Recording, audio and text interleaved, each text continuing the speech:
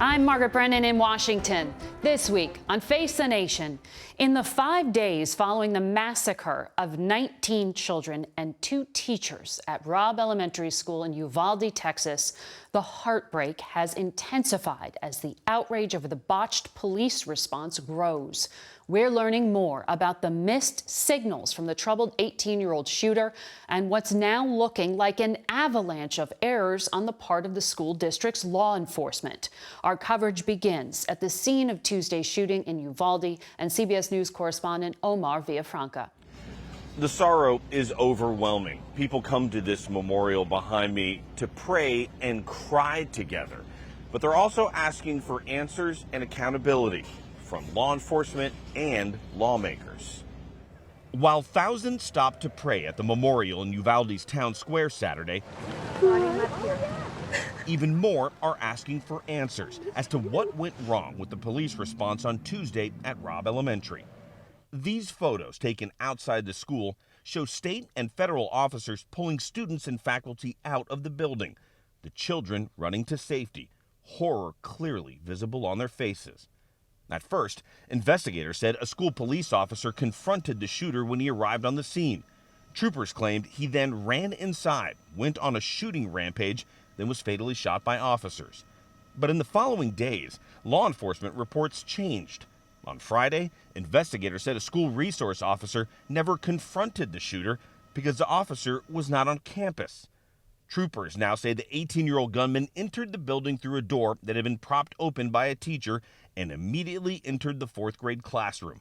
At one point, 19 officers, including members of a federal Border Patrol tactical unit ready to engage, were outside the classroom for more than 40 minutes, where the gunman was still firing rounds. But according to the Texas Department of Public Safety, the commanding officer, Uvalde Unified Schools Police Chief Pete Arredondo, made the decision to hold back officers, saying the situation was now a barricaded person, not an active shooter, and required different resources. A decision that investigators now say was the wrong move. Of course it was not the right decision. It was the wrong decision, period. There's no excuse for that.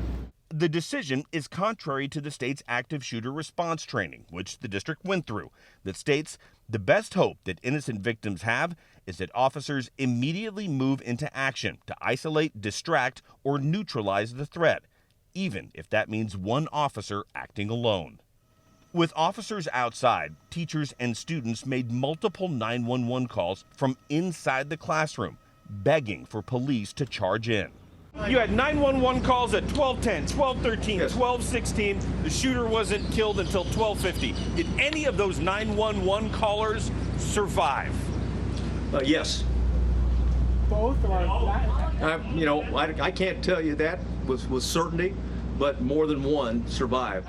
Texas Governor Greg Abbott had to explain why he initially praised the officer's response. The information that I was given turned out in part to be inaccurate, and I'm absolutely livid about that.